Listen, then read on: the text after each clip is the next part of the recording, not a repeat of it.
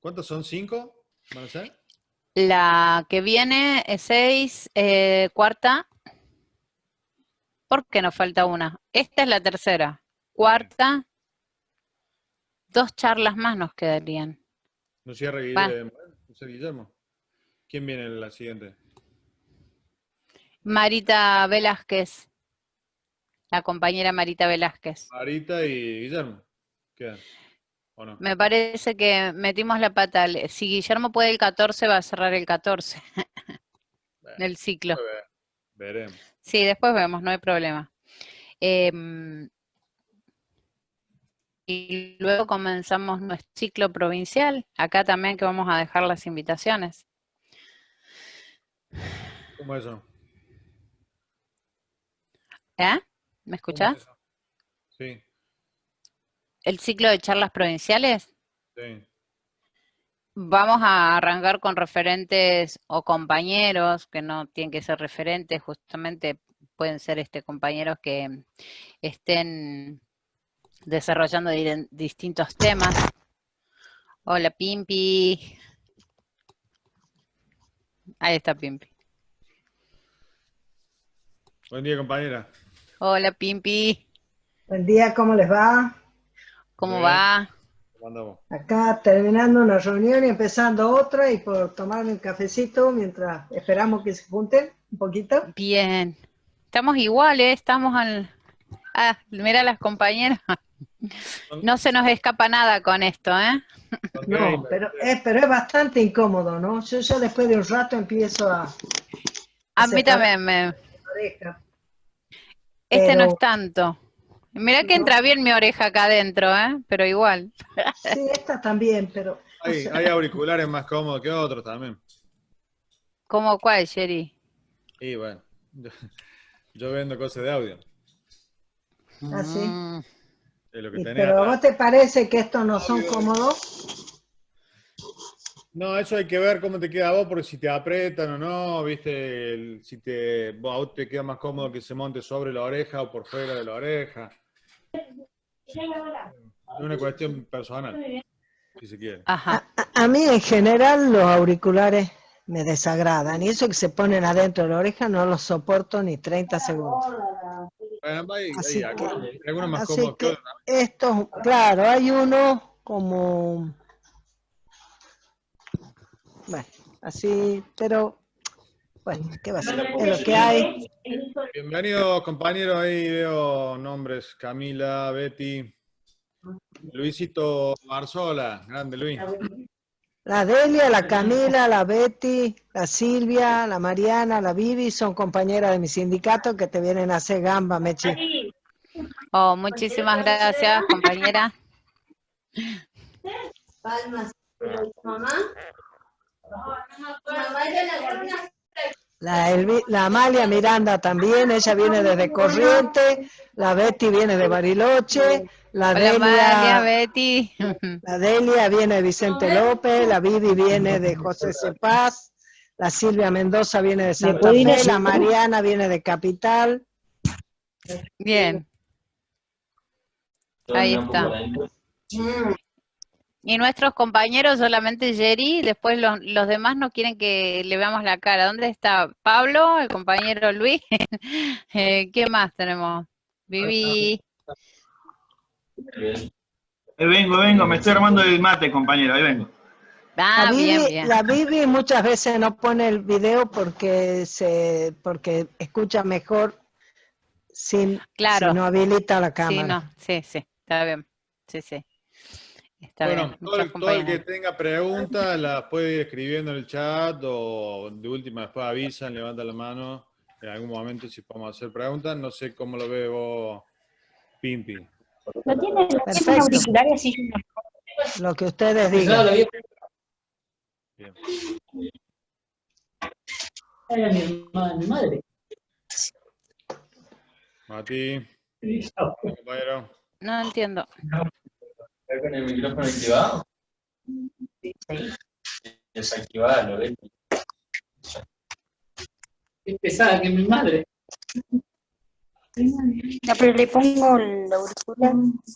Pero si desactivar el audio, después lo puedes activar cuando quieras. ¿Ahí? Si no se escucha. Se está Si no escucha en realidad escuchando la charla que... bien, Betty, ¿eh? Me está escuchando bien, ¿viste? Te está escuchando a vos. Sí, se escucha Pero a todo. vos te- Disculpen, ¿eh? Le estaba hablando a mi madre, perdón. No hay problema, compañero.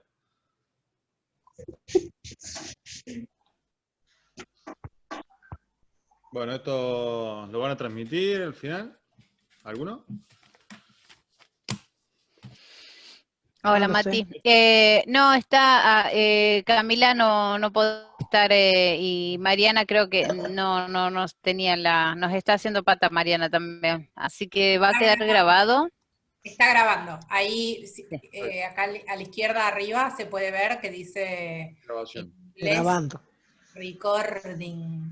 No, en castellano acá dice grabando. Ah, acá entonces el Claro. programa lo tengo yo en inglés. Acá dice Claro. recording. Y después Camila lo va a subir al canal de YouTube y lo va a tener listo y nos lo va a pasar. Así lo podemos replicar en todas nuestras redes con máxima tranquilidad, así podemos hacerlo bien. ¿Eh? Che, ¿el Tino viene, no? ¿Quién? El Tino, el Manu, Florentino. ¿Debería ya estar, el Tino? No lo veo. No.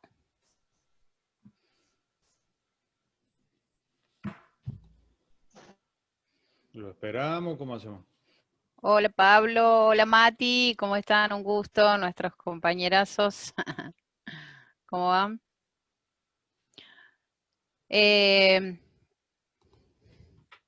Bueno, como quieran, vamos empezando, no hay problema.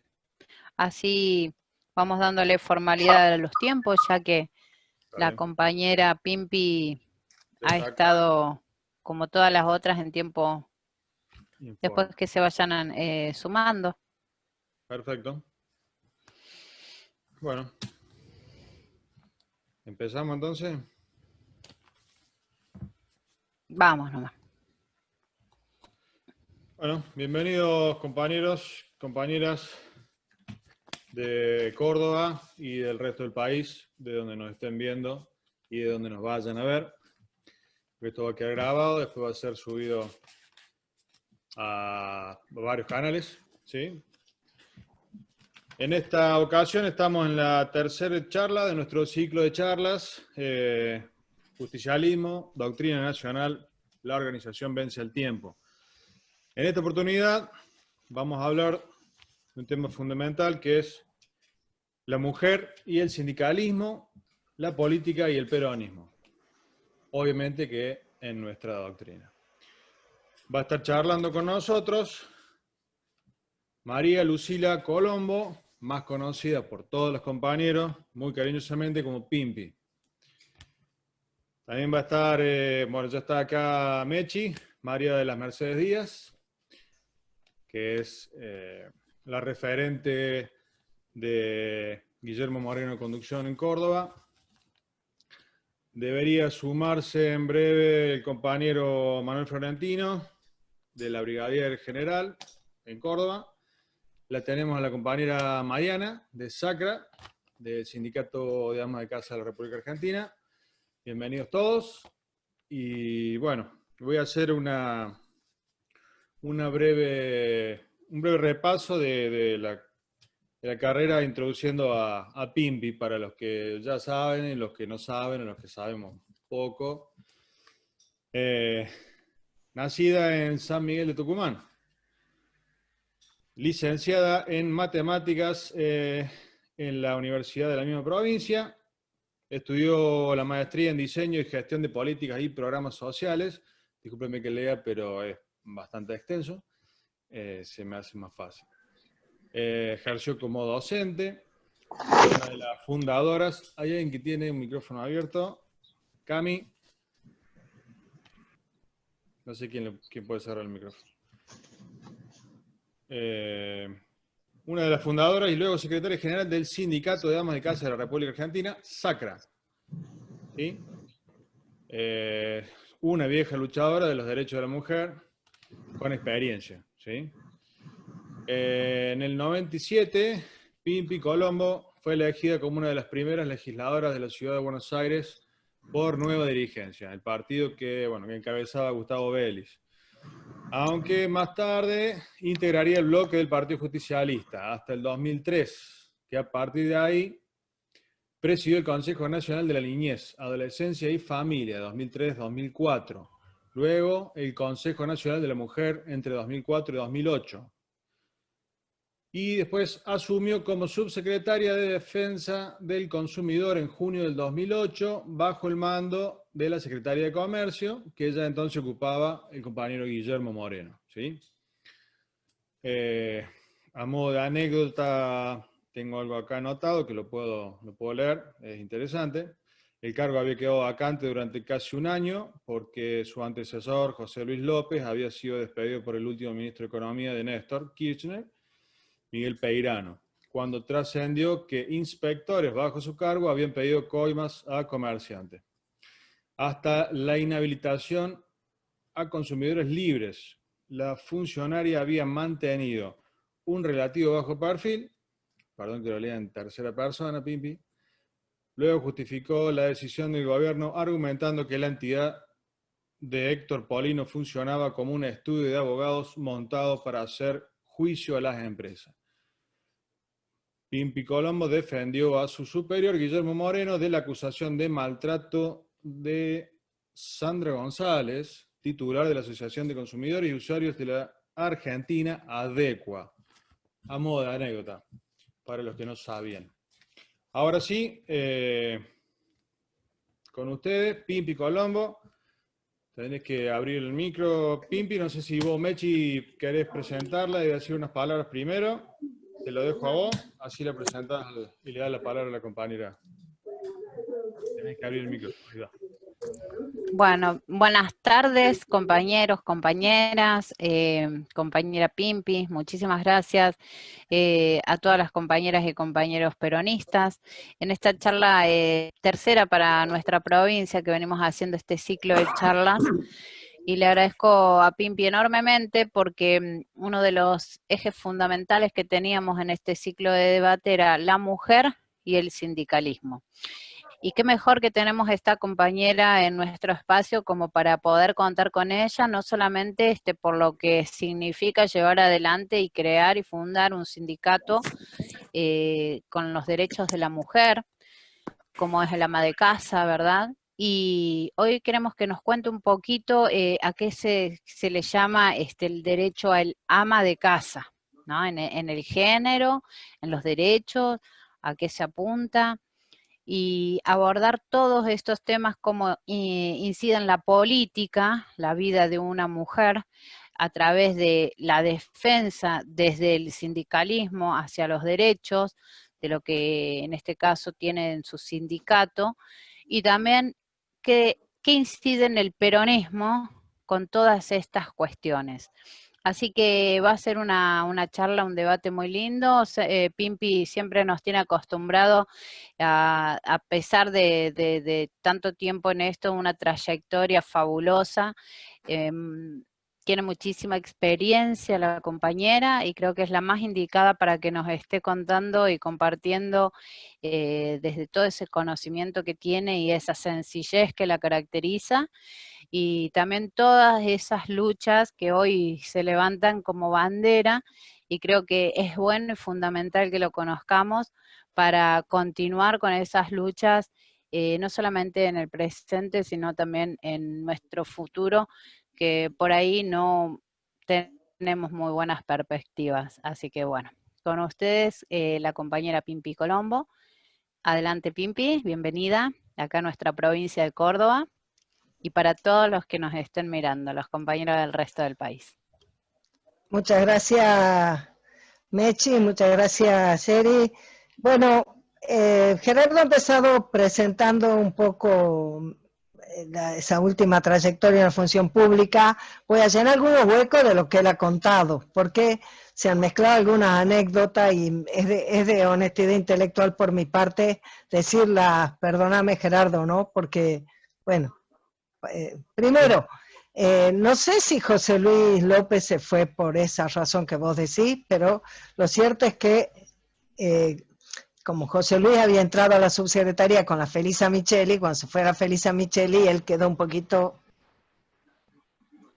en el aire. No sé si ocurrió esa anécdota que vos decís, porque después que él se fue pasó mucho tiempo que ahí no pasaba nada. Mientras tanto yo presidía el Consejo de la Mujer y estaba muy cómodamente instalada ahí. Después de haberme roto el alma 4 años y medio, había logrado ordenar ese Consejo de la Mujer, el precursor de lo que es el ministerio actualmente. Y habíamos recuperado 2 programas internacionales que con la gestión del radicalismo habían quedado pata para arriba, entonces no se financiaba, era un desastre, el Consejo no tenía presupuesto. Bueno, así que yo me había dedicado con un equipo re lindo de colaboradores a recuperar eso, y cuando lo terminaba de recuperar, ya me disponía yo a que pudiéramos sin tanto sufrimiento, trabajar con las nuevas jubiladas mujeres por la moratoria, con las cosas que se ponían en marcha con el gobierno de la década ganada. Bueno, me llamó la presidenta y me dijo que quería que vaya a ayudarlo a Guillermo en la subsecretaría de Defensa del Consumidor.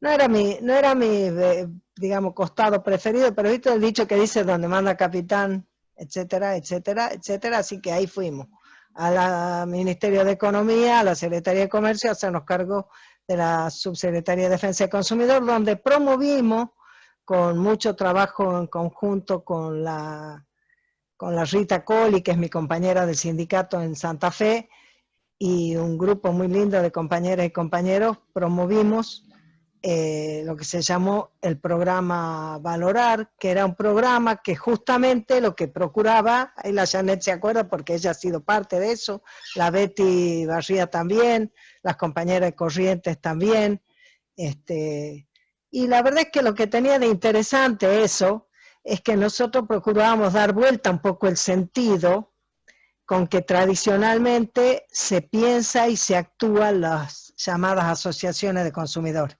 que es un sentido muy individualista, las asociaciones de consumidores, muchas de ellas vienen con la lógica neoliberal de la época de Cavallo, de querer transferirle a las personas como consumidores de bienes y de servicios la responsabilidad de que esos bienes se den en calidad, en tiempo, en precio adecuado. Y la verdad es que la mirada nuestra es una mirada más comunitaria, más colectiva, es diferente. Entonces, cuando la presidenta me mandó para ahí, yo me agarraba la cabeza porque la verdad, entendés que toda mi energía, mis ganas, estaban puestas mucho más en la posibilidad de desarrollar las cosas de las mujeres. Entonces, medio que juntamos eso, porque en el programa Valorar trabajamos con organizaciones de la comunidad, con centros jubilados, mucho con el sindicato de amas de casa, y entonces lo mismo, pudimos hacer mucho de ese trabajo comunitario, trabajamos también de manera federal, ahora no me voy a acordar el nombre de la compañera que estaba aquí en Córdoba, y bueno, perdón, ya me olvidé ahora, y había un chango también, qué feo, che. Y no han pasado nada más que 13 años, madre querida, bueno, en fin, entonces fuimos ahí. En los últimos años se puso densa la cosa porque la pelea de Clarín contra el gobierno, tratando de descalificar las encuestas oficiales que realizaba y publicaba el INDEC, era una pelea muy polenta, muy grande. ¿Por qué? Porque podía tener consecuencias desde el punto de vista económico para el país. ¿Por qué razón? Porque había una cantidad de bonos cuya actualización dependía de lo que se llama el índice SER, que está asociado al índice de precio al consumidor que publica el INDEC.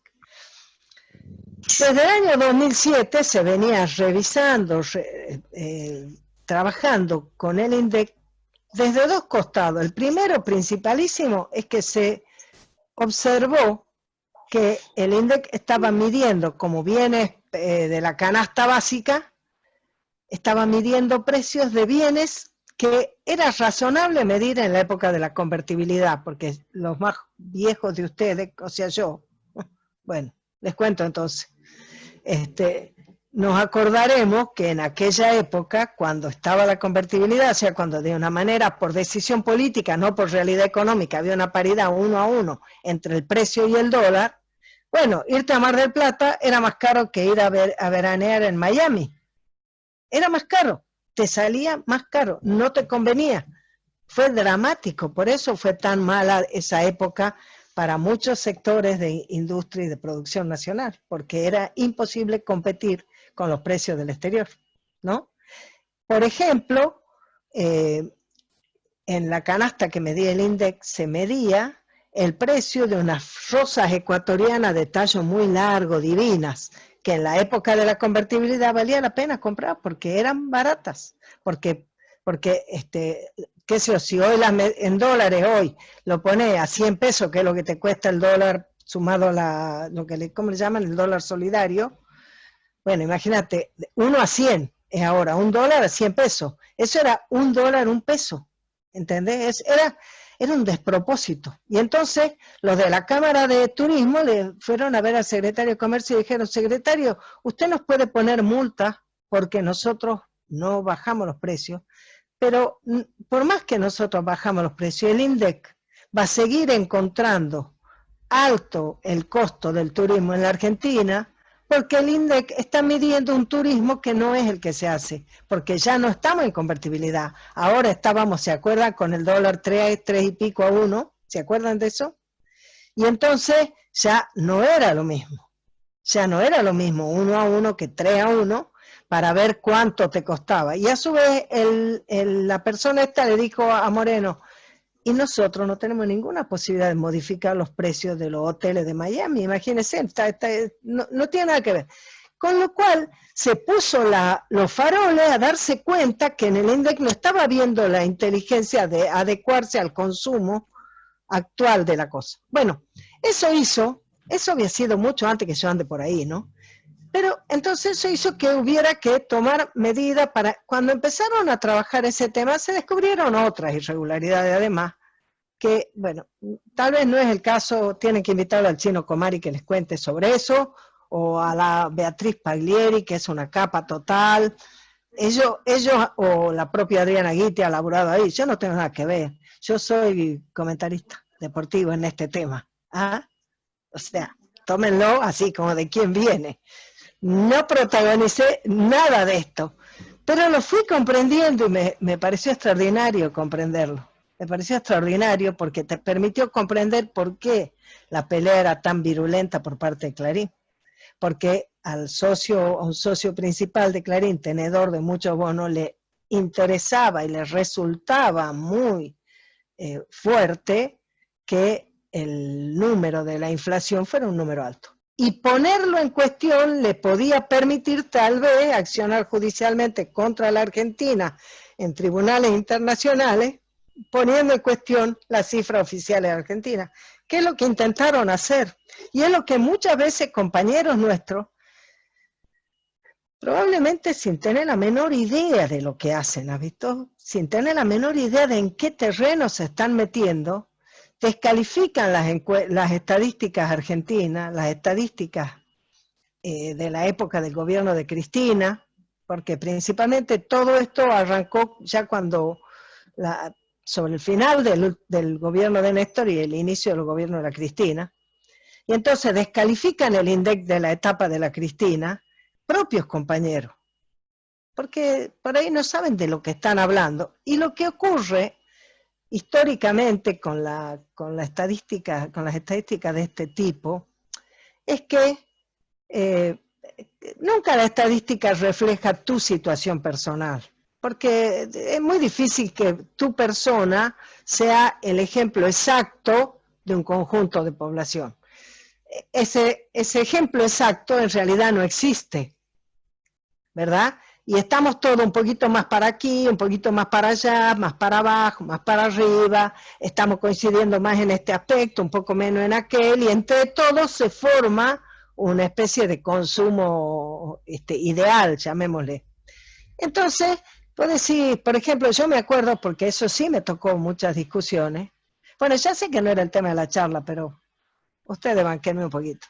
En muchas discusiones me tocó explicar estas cosas, ¿no? Porque de pronto te decían, a mí no me vas a decir que es el 12% la inflación en el año, pero si yo lo veo, que vas al supermercado aumentando y las cosas han aumentado como el 30%, ¿no? Entonces yo decía, bueno, pero vos no te has fijado que la luz desde hace años, desde el 2003, la tenés congelada, que no se te aumentó ni un poquito.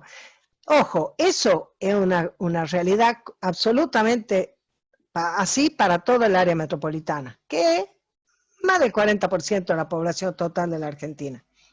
En las provincias eso es relativo, porque lo que estaba congelado era una parte, pero la distribución domiciliaria de administración provincial y las provincias tienen que resolverlo como pueden, ¿entendés? O sea, ellos tienen un régimen distinto, entonces es muy posible, muchas veces había ese reclamo a nosotros los porteños, seamos nacidos y criados, seamos advenedizos como yo, nos criticaban que nosotros teníamos la energía más barata, o el transporte, ponerle más barato que lo que pueden tener compañeros que viven en las provincias. Bueno, todo eso tiene que ver con tantas cosas que por ahí es complicado de resolver nacionalmente, pero articular también regionalmente y demás, ¿no? Entonces, las personas que te decían que no, que se compraban el buzón del Clarín, de que el número de la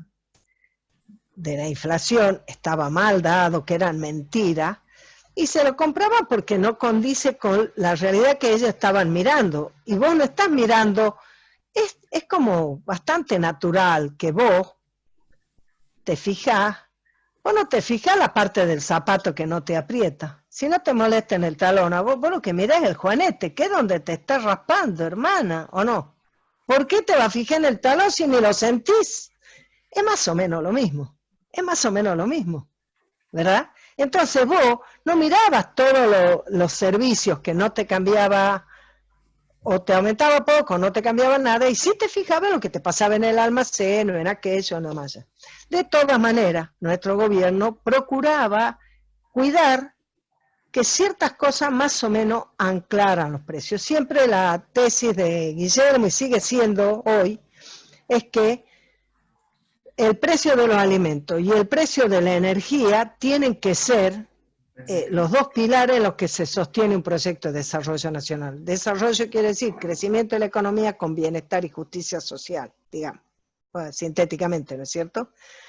Porque el precio adecuado de los alimentos permite que entonces los salarios puedan ser negociados también razonablemente, y el costo de la energía a un precio razonable permite una economía más competitiva y también permite más confort al interior de la familia. Que eso es lo que vivimos durante la década ganada, ¿no es cierto? Eso es lo que vivimos. Bueno, ¿por qué le hago todos esos prolegómenos, dirán ustedes? Es porque se puede haber entendido de lo que ha dicho Gerardo, que Polino se dedicaba a trampear a los consumidores, y no era Polino. Polino, ¿cuál fue la razón por la que nosotros tuvimos que suspenderle la inscripción a Polino? Porque Polino estaba emperrado, es una persona mayor, más mayor que yo, calculen, muy cabeza dura. Yo le tengo mucho cariño personal, pero es muy cabeza dura. Y entonces él tiene desde hace 200.000 años una lista de 38 productos.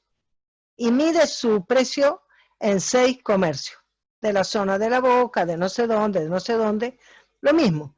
Y entonces todos los meses publicaba como si fuera un índice de precio al consumidor que él calculaba, ¿me entienden? Que competía, teóricamente, eso imagínate, no tiene ni con qué competir, no hay comparación. La capacidad de recabar información que tiene el INDEC no la tiene ningún privado, ni las consultoras que le mienten a las empresas, lo que inventan, o que más o menos averiguan por ahí, o qué sé yo, ni las asociaciones. No hay nadie como el INDEC con la capacidad de tener información robusta, se dice en estadística, o sea, una información que pueda ser confiable para la toma de decisiones. Después, a vos, consumidor final, ¿qué te importa lo que dice el INDEC? Mirá que vos vas a decir, che, tengo que ir a hacer las compras. Espera, que tengo que ir a mirar en internet cuál es el IPC para el INDEC. Si vos tenés que mirar en tu heladera qué te falta, o en tu alacena, mira en tu cartera con qué vas a abordar esa necesidad y hacerte la ecuación adecuada entre las dos cosas. Diga lo que diga el INDEC. Así el INDEC te diga que hay inflación, deflación, estabilidad, no te importa. Entonces, ¿por qué era tan importante instalar y machacar todos los días la medición del INDEC? ¿Por qué?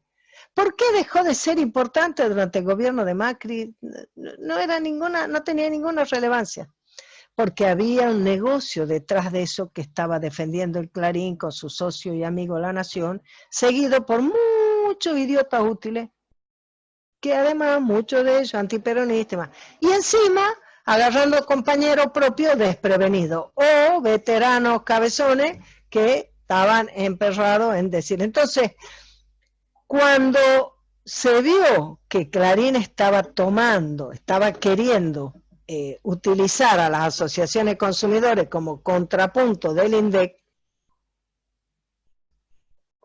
en esa batalla que ellos tenían y que podía tener consecuencias después legales, es que nosotros hablamos con Polino, con Consumidores Libres, y le dijimos, tú mandale tu lista de precios, lo que relevaste, mandale a todo el mundo, o publicá las listas. No saqué índice de precios que vos no estás en condiciones de sacar, vos no tenés las herramientas técnicas que permitan que te den el respaldo para que lo que vos decís sea tal cosa. Bueno, él se enojó, él no quiso, él dijo que él no podía perder eso, que era su contacto con sus afiliados, bueno, no había forma.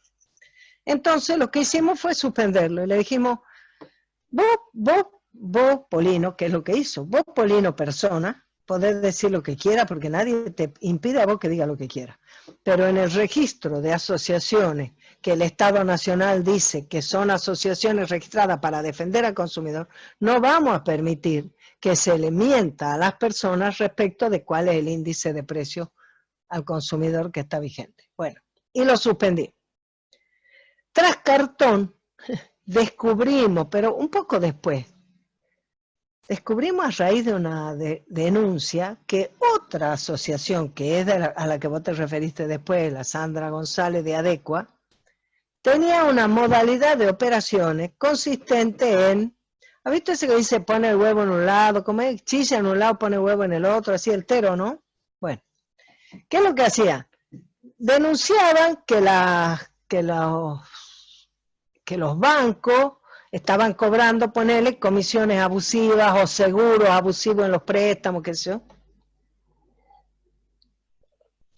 Entonces denunciaban este banco, decían por los medios, presentaban notas, bla, bla. Algunos bancos les contestaban. Al banco que les contestaban les seguían la pelea, porque tampoco eran estructuras tan grandes para decir que podían litigar con todos los bancos. La legislación argentina permite que una asociación de consumidores inscripta tiene una facultad muy importante de representación, aunque no represente a nadie, aunque no tenga un afiliado, aunque no haya nadie que ¿entendés? Que sean 5 nomás que armaron la asociación. Bueno, porque la legislación probablemente la redactaron gente que estaba en ese metida, ¿me entendés? Porque, qué sé yo, en Estados Unidos las acciones colectivas de las asociaciones tienen que llevar la firma de todo lo que representan. No sé, ¿lo han visto a veces en las películas? ¿Lo han visto en las películas?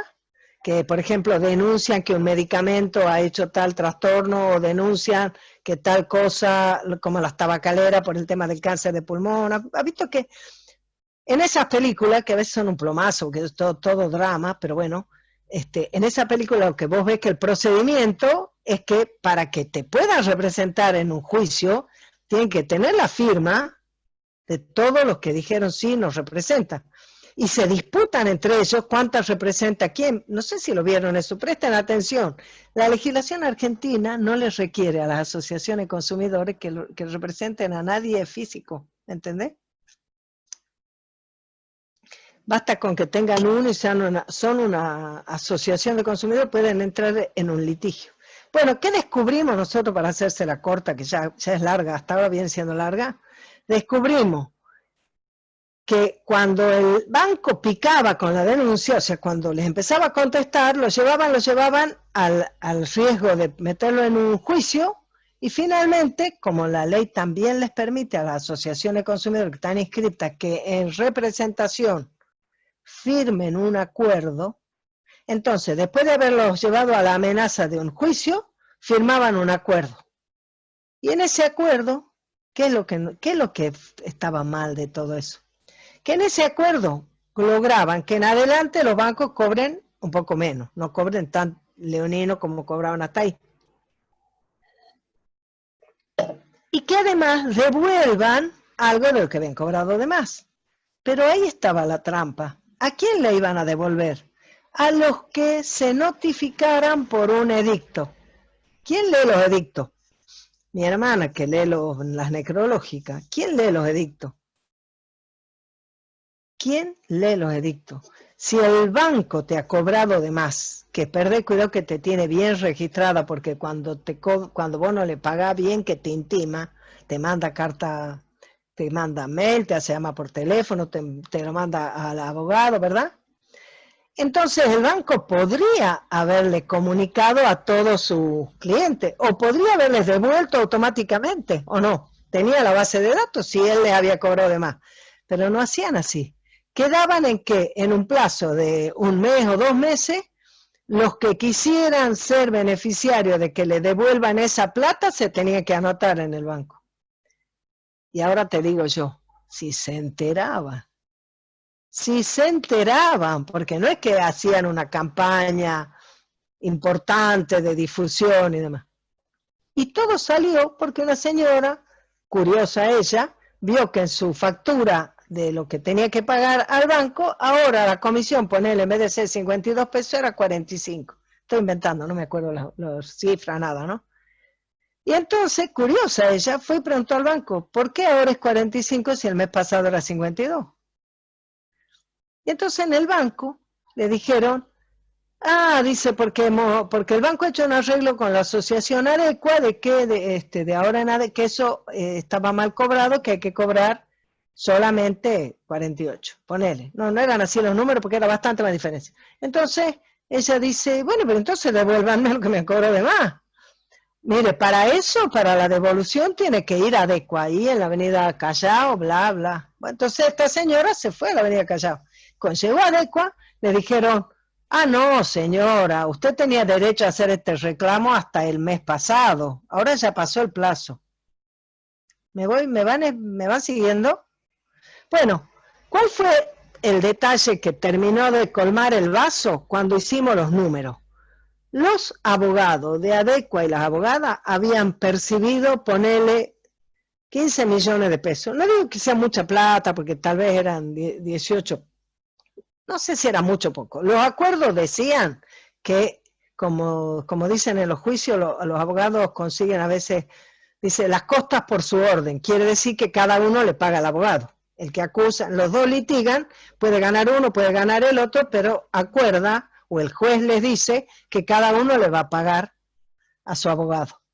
Entonces, la lógica era que Adequa le pague a los abogados de Adequa y que el banco le pague a los suyos, pero resulta que los bancos habían pagado a los abogados de Adequa. 15 millones de pesos en total, eran 5 juicios, creo. ¿Y cuánto habían recibido de resarcimiento los clientes entre todos? Eran, ponerle, no sé, varios cientos o 1000, no sé cuántos, a los que entre los 5 juicios eso habían logrado que se les devuelva algo. Entre todo, 1,5 millones. ¿Me vieron la relación? 15 millones los abogados de Adequa, 1,5 millones todo. Ahí fue que nosotros presentamos una denuncia penal donde pedimos que se considere, ¿cómo se dice? Nulo, de nulidad absoluta esos acuerdos, porque le estaban privando al consumidor de su derecho al resarcimiento. Bueno, todo ese lío. Lo mismo cuando nosotros nos fuimos al gobierno en el año 2013, esos juicios el Ministerio de Economía ya no los siguió. Como no siguió la puesta en lo que nosotros hacíamos, que era que el secretario de Comercio cada 3 meses actualizaba o dejaba igual el precio del cable, la televisión por cable. El Ministerio de Economía, cuando Guillermo se fue, el secretario de Comercio dejó, y ahí Cablevisión, Clarín, etcétera, hicieron lo que quisieron. Ya nadie más les controló cuánto cobraban, ni les preguntó nada. Lo mismo que se dejó de reunir la comisión de papel prensa. Entonces nosotros Adequa la suspendimos por una razón muchísimo más grave que la razón que Apolino, desde el punto de vista de su conducta dolosa. Pero, como ese juicio no se siguió, el Estado no lo siguió, no tuvo un buen final, al último se archivó nada más. Eso no quita los hechos, ¿no? Eso no quita para nada los hechos. Ahora, esas asociaciones han vuelto a pulular durante la gestión pasada y no sé ahora cómo andarán en los canales de televisión. Bueno, eso solamente lo dije para salvar el honor de Polino, con quien me he peleado a muerte tantísimas veces, pero no porque él sea una persona que hubiera defraudado a las personas que debía representar, sino porque no comprendió el daño que él podía hacer a la Argentina con su conducta y nada más. Bueno, pero ahora sí, buenas noches a todas y todos. Mi nombre es Pimpi Colombo, me ha invitado la Mechi para que conversemos acá sobre mujer y sindicalismo y política y todo eso. Bueno, entonces, venía pensando yo que cuando el mundo era menos urbano y estaba menos diferenciada la producción de bienes para el consumo que para el mercado, era una cosa más... la cosa entre mujeres y varones, bueno, tenía una cierta manera de funcionar, pero de todas maneras tenía como instalada la preeminencia masculina en el mundo, sobre todo en el mundo del comercio, en el mundo de los valores más salvos cuando éramos reinas, ¿no? Pero bueno, esa eran estrictísima minoría, ¿no? Cuando el capitalismo se desarrolla, el mundo se hace cada vez más urbano, esa diferenciación también se hace mucho más, perdónenme un segundo que le aviso a mi hermana que no la puedo atender. Chicas, las quiero mucho, pero estoy en una charla, después las hablo. Yo tengo 5 hermanas, 4 viven en Tucumán, y no nos hablamos casi nunca, pero bueno, no era el momento. Bueno, cuando se diferencia tanto la vida privada de la vida en la que se producen los bienes y servicios que se pueden intercambiar, cuando se hacen como más tajantes las diferencias de roles, bueno, con mayor razón se consolida un cierto poder más masculino en la sociedad. Más allá de que también la organización del hogar sea patriarcal y entonces el varón tenga la preeminencia de que es el que pone las órdenes, el que da las reglas en la familia. Digamos, tradicionalmente, hoy las órdenes, bueno, ya, perdónenme, che, me parece que puede haber habido algún problema, perdónenme.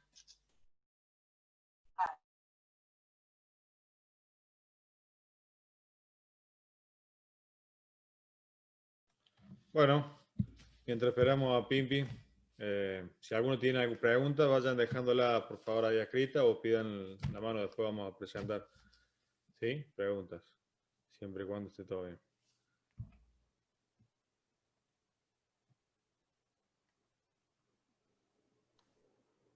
Por suerte a mi hermana le ha dado negativo el hisopado, perdonen, pero estaba con esa cosa, visto que estamos todos un poquito pendientes de eso. Pero bueno, perdónenme, la verdad, que yo me disperso un poquito.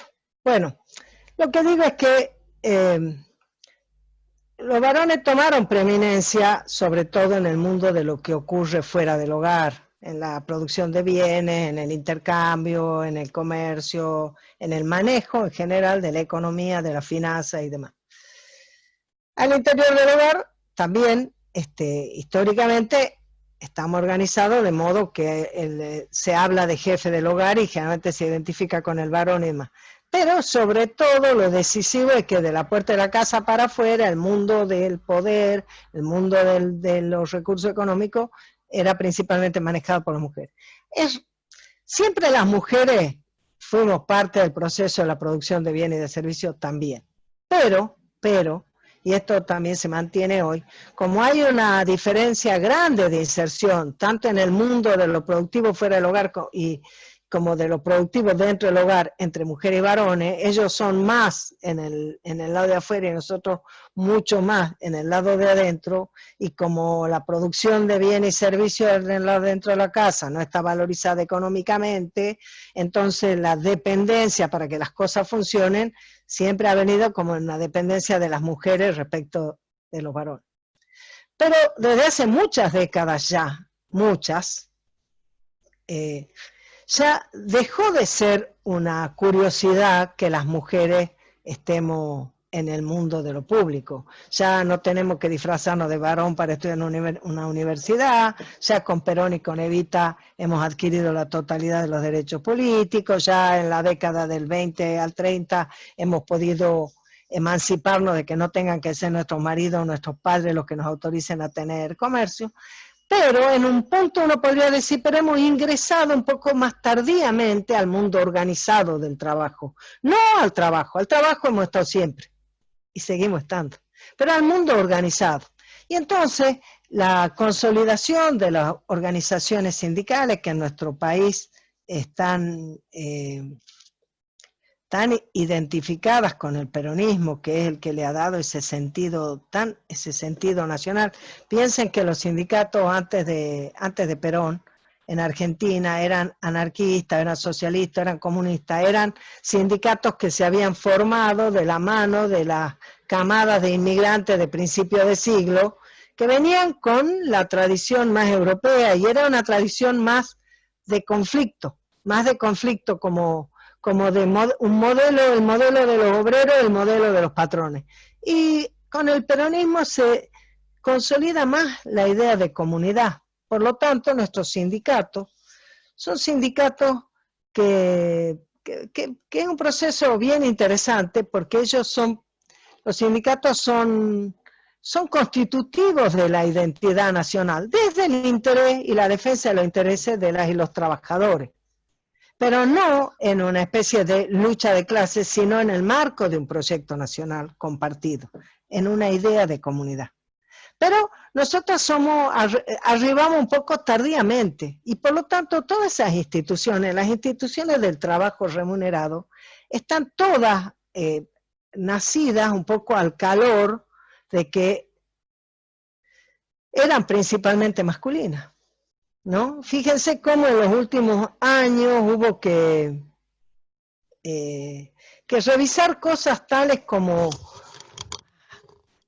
cuáles son los horarios de funcionamiento de los organismos legislativos, supongamos. Me acuerdo cuando nosotros estábamos en la legislatura, yo estuve del año 97 al 2003, y una de las primeras cosas que resolvimos, por otro motivo en realidad, que puedo comentar, pero una de las cosas que resolvimos es que las sesiones iban a terminar a más tardar a las 9 de la noche, y que si era necesario por algún tema prolongarlo, había que levantar la mano antes de esa hora, pedir que el cuerpo apruebe que se iba a continuar, y si no, no tenía validez y a las 9 había que terminarla.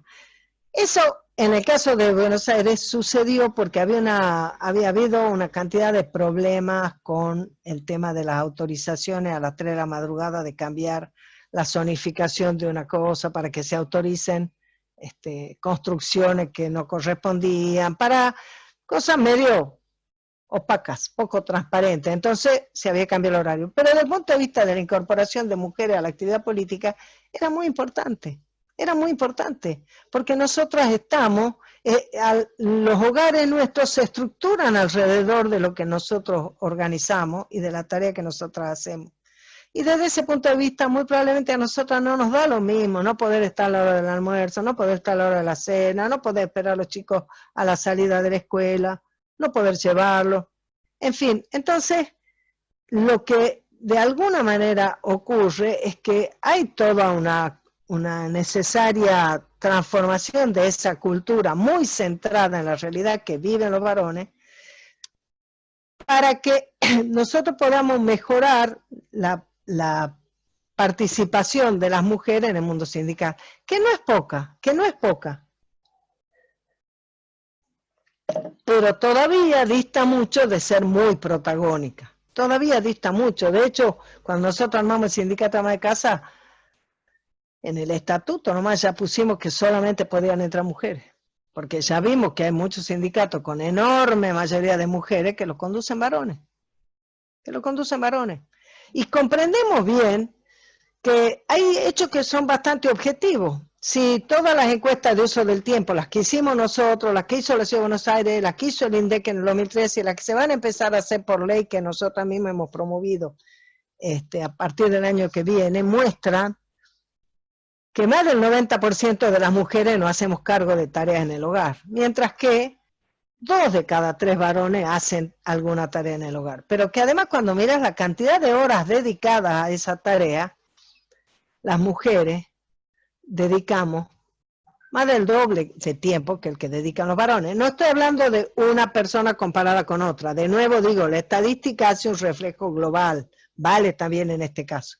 Pero te da una idea que toda la fuerza de trabajo, toda la carga global de trabajo de mujeres y de varones es tan diferente como lo siguiente. Si miras el trabajo no remunerado, las mujeres hacemos entre el 75 y el 80% de la tarea. Y si miras el trabajo remunerado, los varones tienen, no sé exacto ahora la proporción y no tengo a mano donde lo tengo anotado por ahí, pero por la misma razón los varones tienen una carga de trabajo remunerado más alta que nuestra carga de trabajo remunerado. Por eso ustedes van a ver, en el Instituto de Estadística se informa el nivel de ingreso femenino, el nivel de ingreso masculino, y van a ver que los ingresos femeninos son alrededor de un 75% los masculinos. ¿Habrán visto alguna vez? Y eso ha movido que algunas personas que no han estudiado en profundidad creen que lo que hay que hacer es hacer una ley que diga que por el mismo trabajo hay que pagar el mismo salario. Eso ya lo estableció el peronismo en la década del 45 al 55. No es eso lo que está diferente. En ninguna convención colectiva de trabajo vos vas a encontrar que se pueda decir que haya alguna discriminación de este tipo. Pero si vos, porque la dedicación en el trabajo de tu casa, donde no tenés remuneración ni reconocimiento, donde además no se dice siquiera que trabajás, y entonces vos tenés que atenderlo, y por lo tanto ni podés hacer horas extras, ni podés hacer viajes de capacitación, ni podés trabajar los domingos, y en cambio tu pareja, tu marido, tu hijo lo hacen, bueno, ellos tienen mejores posibilidades que vos de desarrollar una carrera, tienen mejores posibilidades que vos de llegar a ser gerente en su empresa, en la empresa en la que trabajan. O sea, todo el trabajo que se arma por fuera de la puerta de la casa para afuera, ignora que hay un mundo que no es invisible, niños y niñas, porque lo vivimos todos los días, todos lo vivimos, pero está como invisibilizado. Y mucho más no está considerado desde el punto de vista de la organización de la economía ni de la organización del mundo del trabajo. Y entonces, eso también tiene un reflejo en nuestra participación en los sindicatos. Y además porque los sindicatos construyen un poder indispensable para poder sentarse en una mesa de negociación con presencia frente al Estado, frente a los empleadores. Bueno, y el que tiene poder difícilmente quiere cederlo, ¿no?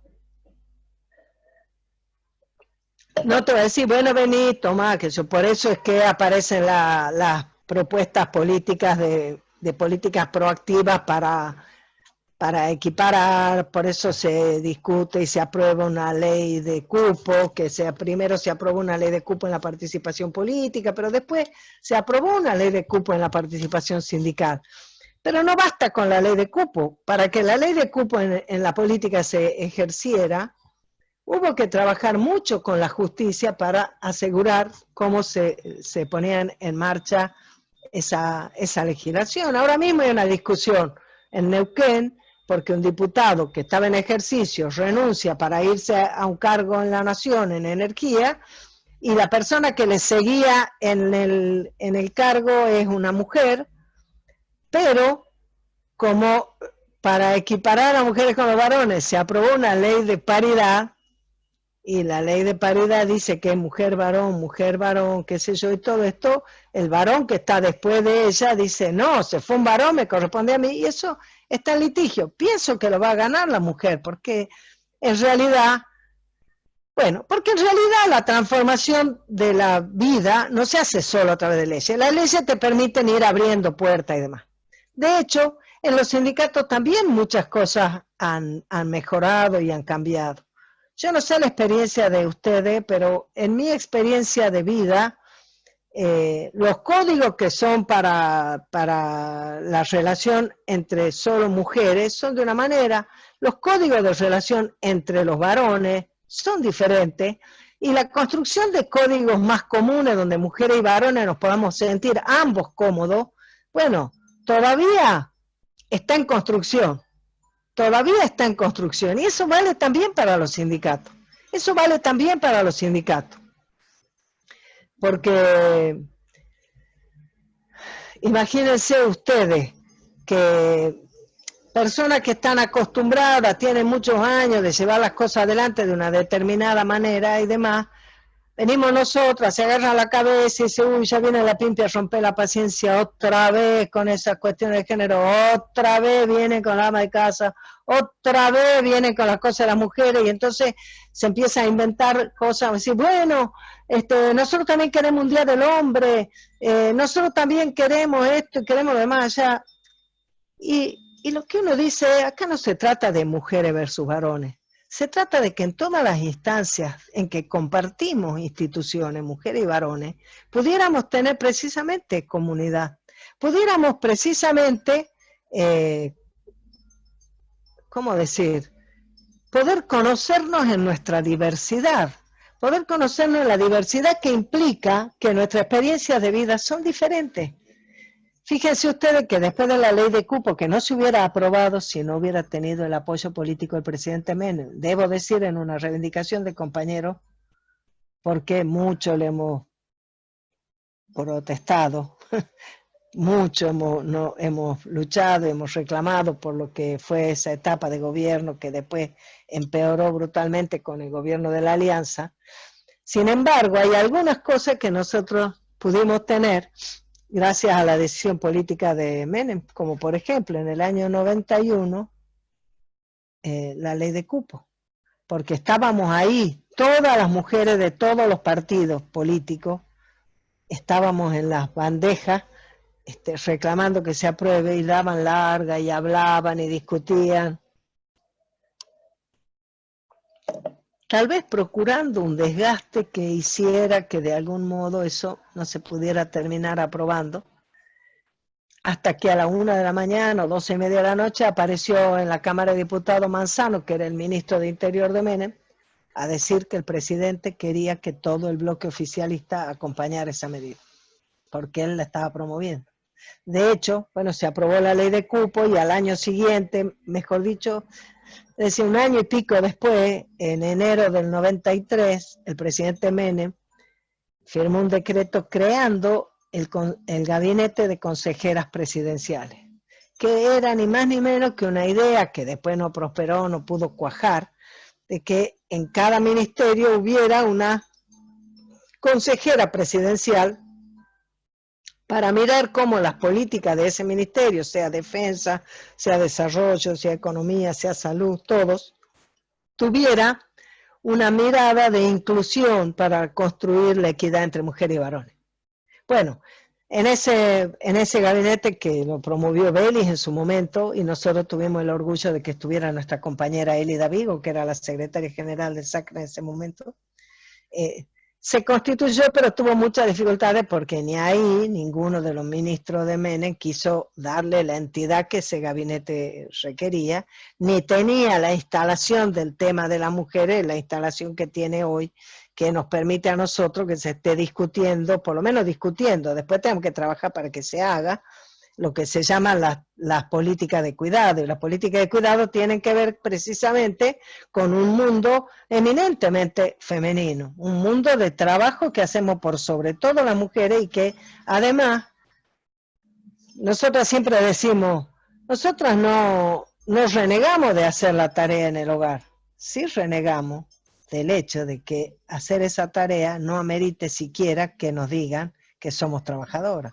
No amerite que se reconozca nuestro trabajo. Mucho menos hasta ahora amerita que tengamos autonomía económica por hacerlo, como ya soñaba Evita que se pudiera hacer. Porque Evita decía, lo dice en el libro La razón de mi vida, que las mujeres cuando se casaran debían tener una asignación económica que la pagáramos entre todos los que tenemos ingresos en la Argentina, incluso las mujeres, decía ella. Porque ella estaba percibiendo que se estaba desvalorizando esa enorme tarea que significa constituir un hogar. Ella lo dice expresamente, así como dice expresamente que las leyes no deben terminar en la puerta de la casa, así como dice expresamente que a las mujeres, como los pueblos y las naciones, si no son económicamente independientes, no se les reconoce derecho. Con lo cual, todas las cosas, todo lo que nosotros hablemos hoy está embrionario ya, y a veces no solo embrionario, en la prédica y en la acción política de Eva Perón, que murió hace 68 años.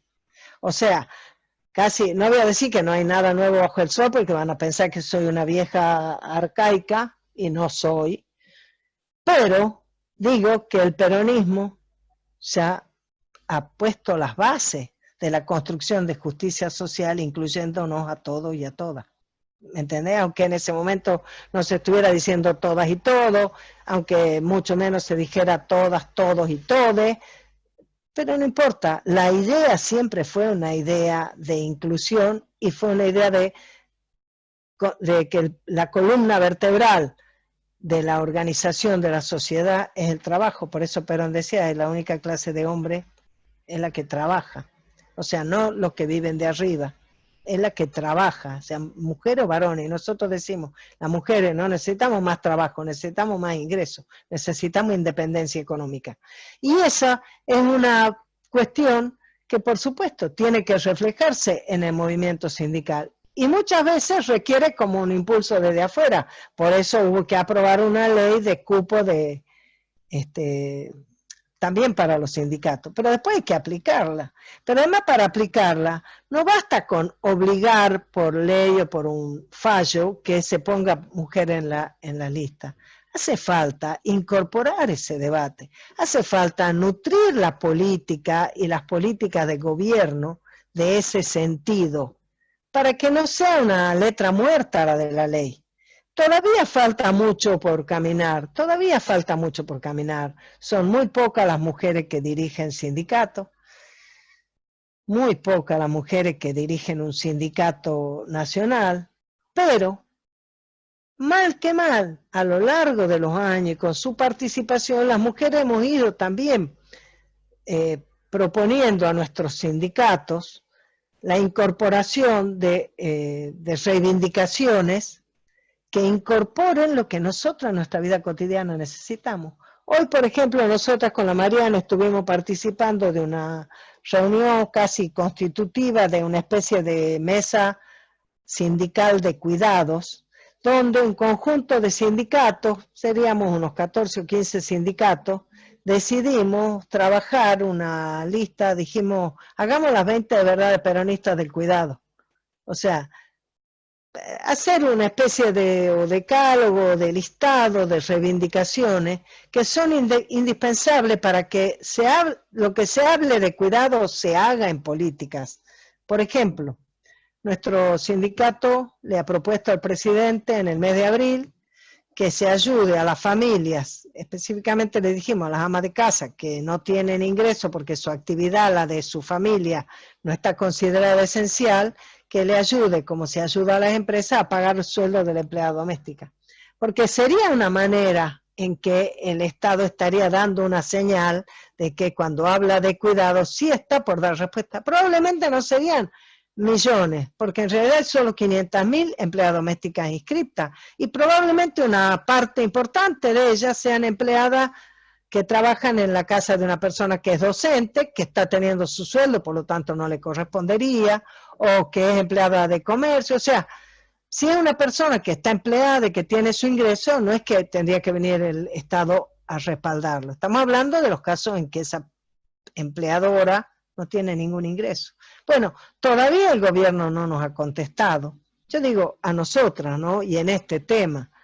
Pero son muchos los puntos en los que uno ve que se habla y después hay que caminar lo que se habla. Como decía el presidente de INVAP, hay que caminar lo que se habla. Un día le dijo, cuando la Cristina inauguró la sede de INVAP, que vieron que ayer se puso en órbita el SAOCOM 1B, un satélite de observación, el segundo satélite de observación, que es muy útil justamente para quienes están en las tareas productivas y sobre todo en las tareas productivas en la naturaleza, porque permite ver, permite tener una idea de dónde hace falta más riego, dónde hay problemas con las temperaturas, con la humedad y demás. Es muy interesante. Él decía y le dijo a la presidenta que una de las cosas que le valoraba enormemente es que le dijo que camina lo que dice,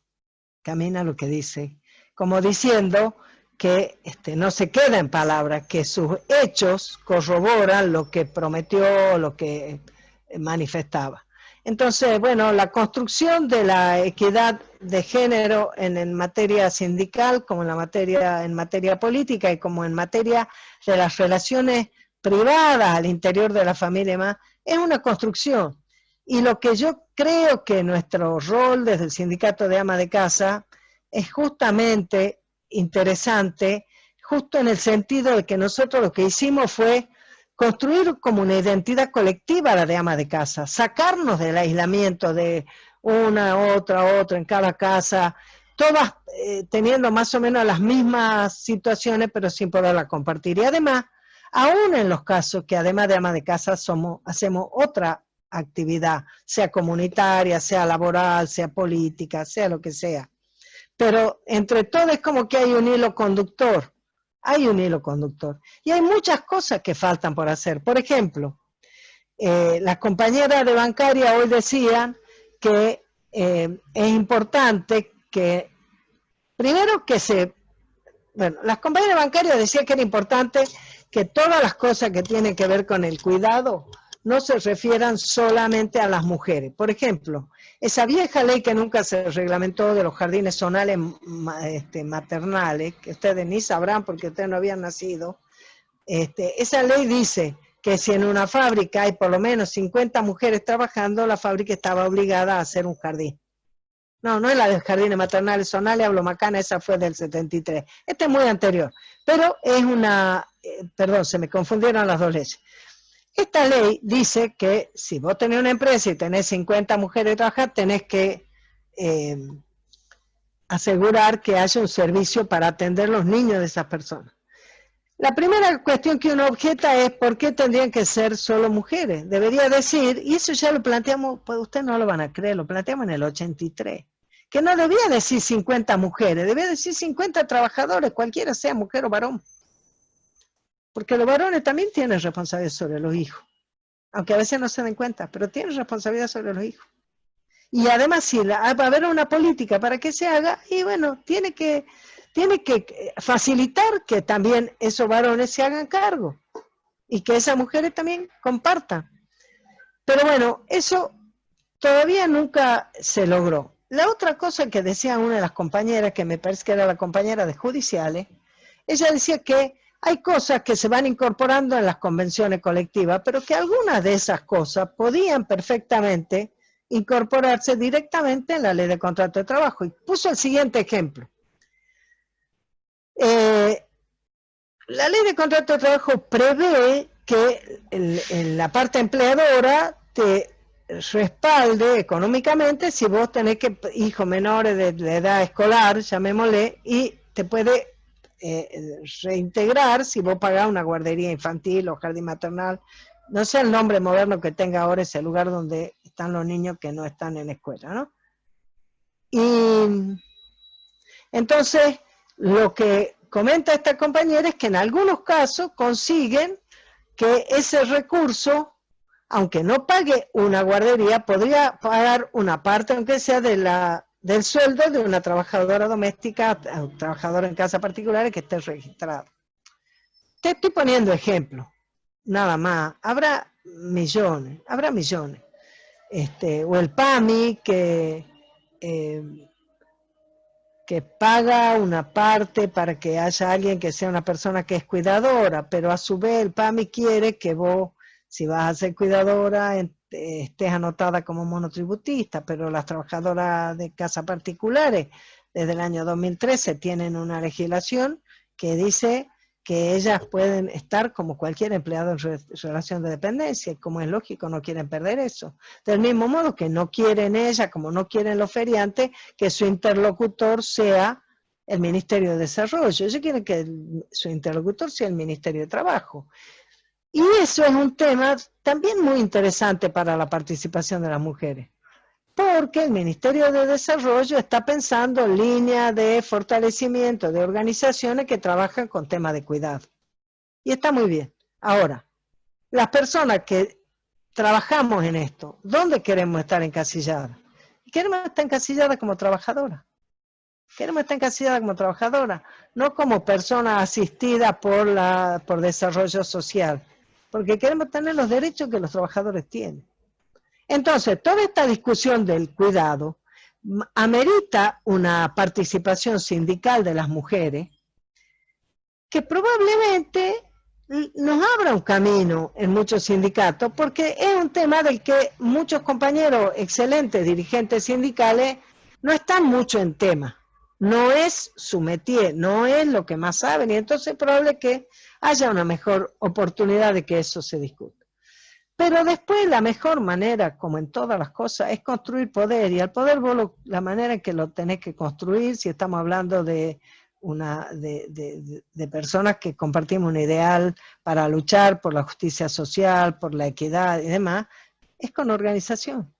Entonces hay que promover la participación de las compañeras en todos los sindicatos, hay que generar espacios de reflexión, de formación, de participación para esas compañeras, hay que constituir los servicios que hagan falta para que las compañeras puedan participar, y además, principalmente, no hay que confrontar con los compañeros. No hay que presentarse como si lo nuestro fuera una antítesis de la militancia de los compañeros, sino un necesario complemento, porque mujeres y varones estamos juntos en el mundo, además de otras diversidades. Pero yo pienso siempre, y me gusta, perdonen que las que me han escuchado 230 veces pueden escuchar 231 y no les va a hacer mal, yo digo, yo siempre me pongo este ejemplo, aunque no me gusta citarme a mí misma, pero no conozco que otra diga esto, por eso me tengo que citar a mí misma. Yo digo que incluir mujeres y varones, tanto en el mundo de lo privado, en el hogar, como en el mundo de lo público, en el trabajo, en la política, en el sindicalismo, es como poder mirar con ambos ojos. Prueben ustedes de taparse un ojo y van a darse cuenta, cualquiera sea el que se tapen, van a darse cuenta que perdemos absolutamente en profundidad de visión y también en amplitud de visión. Perdemos ángulo y perdemos distancia. En cambio, nuestros dos ojos trabajando a la par, como compañeros, nos permiten tener una visión muy amplia y muy profunda. Y es lo mismo que pasa en la sociedad, creo yo.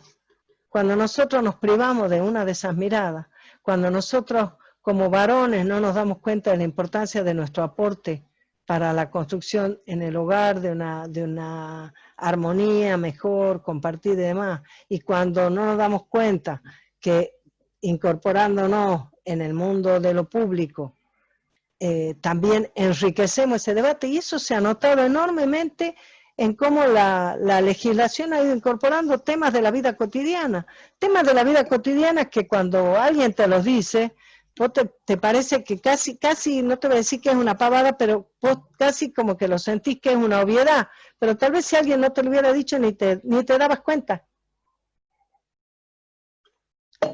En miles de detalles. Ahora, eso no cambia porque alguien lo cuente ni porque lo escriba, eso se construye participando políticamente, se construye teniendo doctrina, teniendo un proyecto nacional, teniendo identidad. Y yo creo que en eso, en la Argentina, nosotros tenemos el enorme privilegio de que acá pasaron Perón y Evita. Nosotros tenemos el privilegio de que acá el mundo de los sindicatos es un mundo que no es una representación que se imagina a la sociedad como un enfrentamiento de clases, sino como una comunidad, con intereses que tienen sus puntos en contacto y sus conflictos, obvio, pero una cosa es que haya conflicto y otra cosa es que haya enemigos. Y desde ese punto de vista creo que hay todo un desafío para que nosotras y nosotros juntos construyamos una participación cada vez más potente de las mujeres en los sindicatos y que podamos ir caminando hacia que en algún momento nosotros no necesitemos ni leyes de paridad ni leyes de cupos, porque habremos construido esa sociedad paritaria que nos merecemos y que sería más rica. Pero entre tanto, no hay más remedio que demandar políticas desde el Estado, y desde los sindicatos y desde los agrupamientos políticos, políticas que sean de promoción, políticas que generen la oportunidad y que con participación y con organización construyan su realización. Así que, bueno, no sé cuál era la expectativa que ustedes tenían sobre esta charla, pero yo diría que los sindicatos siguen siendo la columna vertebral del movimiento y que mujeres y varones y todas las diversidades que además se consideren somos los pilares en los que esa columna vertebral se sostiene y que no puede sostenerse así, ni así, tiene que sostenerse en paridad. Así que muchas gracias y quedo a disposición para que me digan de qué querían que hablemos, que por ahí no he podido abordar el tema que les interesaba. No, excelente, Pimpi, muy bueno. Ahí comentaba Amelia que dice que en Corrientes tienen ley de cupo del 30% y no se cumple. En la legislatura provincial ni en el Consejo Deliberante de las localidades del interior. No tenemos adhesión a la ley de paridad, dice Amalia. Y te puedo pasar algunas preguntas que ya tengo anotadas acá, y después si alguien quiere hacer alguna pregunta, que avise, levante la mano, que surja y la puede hacer. ¿Les parece bien? Bien. Dice, tengo anotado, Gisela de Carlos Paz, ¿cuáles son los casos más evidentes de discriminación? Mirá, yo creo que la discriminación se percibe en distintos grados, en distintos momentos, en distintas etapas de la vida, en distintos lugares. Cuando sos más joven, probablemente te afecta que dentro de tu propia familia se hace diferencia entre los roles de los varones y de las mujeres y se les da más libertad a los varones que a las mujeres, aunque ahora eso ha cambiado muy mucho. Eso ha cambiado muy mucho, pero obviamente queda un montón de sentidos por los cuales sigue siendo diferente. Voy a poner solamente un ejemplo, bien anticuado. Bien anticuado. Las mujeres somos las que tenemos la posibilidad de embarazarnos. Entonces, cuando sos muy jovencita, hay como una razonable dedicación de los adultos, las adultas, los padres, las madres, de ser más cuidadosos con vos, para que no tengas un embarazo que no buscaste, un embarazo que no deseaste, una situación que te va a superar y no vas a saber cómo resolver y demás. Ciertamente es deseable que nosotros eduquemos a nuestros hijos y a nuestras hijas en un sentido de equidad, de respeto, de afecto, y que incluso en el aspecto de lo sexual nosotros fuéramos capaces de transmitir lo que nosotros como sociedad adulta nos cuesta construir, que es una sociedad de paridad y de respeto, una sociedad donde nos podamos cuidar, más allá de que tengamos amor para toda la vida, nos casemos, más allá de eso, que nuestras relaciones con otra persona siempre estén fundadas en el afecto y en el respeto. Pero eso es difícil, por lo tanto hay como bastante lógica en que los adultos estemos más atentos, como que en un punto uno dice hay más riesgo para las mujeres, del mismo modo que las mujeres somos más, estadísticamente somos más el punto de ser en relación a la violencia. Cuando se habla de violencia de género, eso no es una frase, eso es una realidad. Las mujeres somos, estadísticamente somos más víctimas, así como son más victimarios varones que mujeres. Así como en la violencia de género hay más situaciones en las que se produce esa violencia en ámbitos de personas próximas, conocidas y peor aún en el propio ámbito de la familia, el lugar donde vos debías estar querido y cuidado. Lo mismo que el abuso sobre los niños, tanto el abuso físico o el maltrato, peor o más aún en la violencia sexual. Todas esas son formas como extremas de discriminación. Y a medida que vos sos más grande, hay otras discriminaciones que las percibís también. A veces, además, a veces en vez, qué sé yo. Bueno, el acoso en la calle, por ejemplo. Un varón difícilmente anda se mueve con el riesgo de que vaya por la calle y pase una chica y le toque el traste o le toque las partes íntimas. Pero una mujer, sobre todo una mujer cuando es joven, tiene esa precaución. La tiene, y la tiene porque el problema existe. Y no alcanza con que haya leyes contra el acoso, no alcanza con que se sancione. Hace mucha falta que nosotros eduquemos a mujeres y varones para el respeto y el afecto, pienso yo. Que discutamos menos ideológicamente sobre la educación sexual integral y discutamos más prácticamente sobre una educación para la equidad. Y creo que a medida que vos avanzás en la vida, te aparecen las discriminaciones laborales.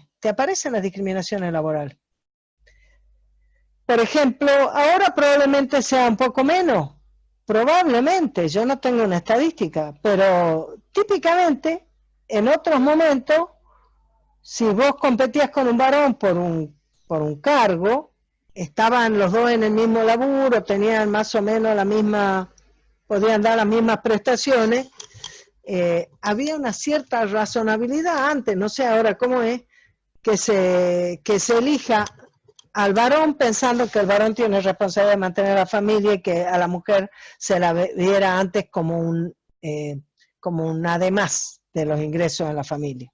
Creo que eso ha cambiado bastante y de hecho hoy hay 1/3 de familias que tienen jefatura femenina y si vos decís jefatura femenina lo más probable es que al lado no hay ningún varón adulto. No es que es jefa la mujer porque lo conduce al varón, eso es más raro, no hay estadísticas que lo midan así. Generalmente cuando hay un varón, para la estadística, el varón es el jefe de familia. No importa quién es más potente en cada relación familiar para tomar decisiones, eso no es lo que se mira, ¿no? Pero la otra cosa es que yo creo que la discriminación más estructural es el hecho de que las mujeres llevamos adelante la familia, constituimos hogares y sin embargo a eso no se lo considera trabajo. A eso no se le da reconocimiento ni social ni económico. A eso no se lo trabaja de una manera más democrática, más inclusiva, más valorativa, que permita que tanto en el hogar como en el afuera, mujeres y varones podamos construir un mundo parejo.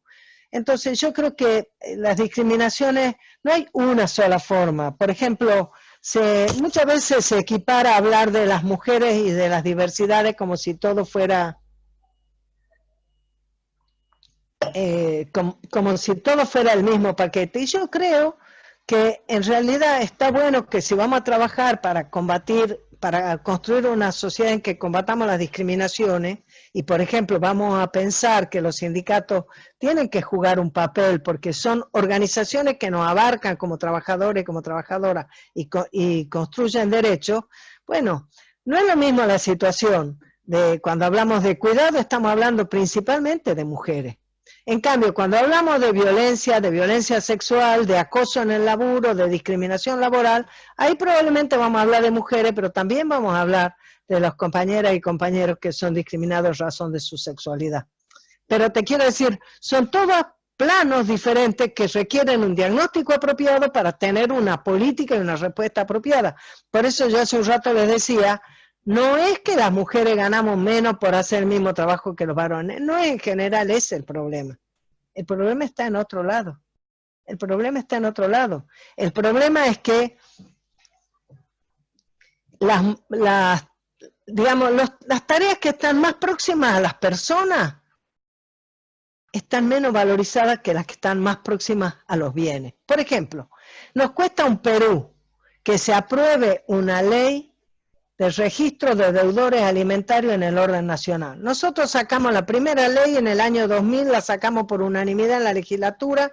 Yo estoy muy orgullosa de haber promovido esa ley y que mis compañeras del sindicato la hayan promovido en varias provincias. Usted en Córdoba la tiene, porque también la han promovido nuestras compañeras como la Alejandra Vigo y las compañeras ahí.